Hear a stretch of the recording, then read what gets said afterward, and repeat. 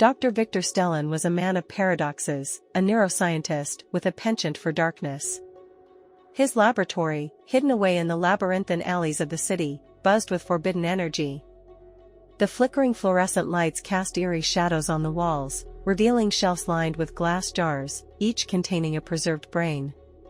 Victor's obsession was the human mind, the tangled web of neurons, synapses, and secrets. But he wasn't content with mere observation.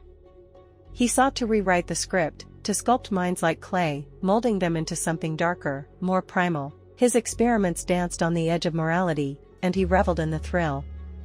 The city had its secrets too, dark alleys where shadows whispered, and desperate souls lurked. Victor's subjects were the lost, the broken, the forgotten.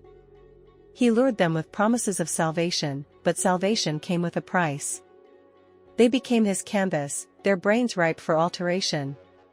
His techniques were a blend of science and sorcery. Crispr, the molecular scissors, allowed him to edit genes with precision. But Victor went further. He rewired neural circuits, tampered with neurotransmitters, and danced with the devil himself. His subjects emerged changed, no longer human, but something else entirely.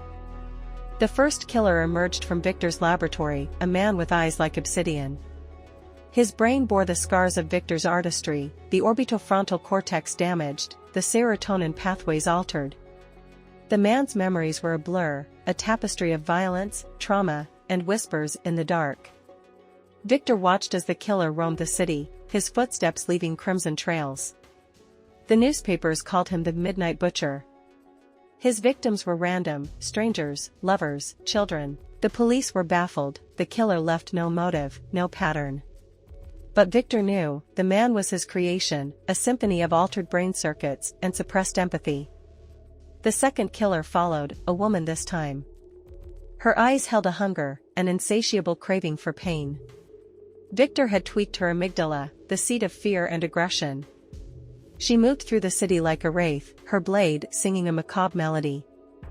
The police closed in, their investigation led them to Victor's laboratory. But he was always one step ahead. His own brain was a mosaic of edits, his empathy dulled, his morality blurred. He had become the mad scientist, the puppeteer pulling strings in the shadows. As dawn painted the city in hues of rose and gold, Victor stood on the rooftop of his laboratory. The killers were his legacy, his dark symphony. He wondered if he was Prometheus or Faust, stealing fire or bartering his soul. The Himalayas whispered secrets, the thin air carrying echoes of lost futures. And in the silent sky, Victor's dilemma echoed, a symphony of hope and hubris,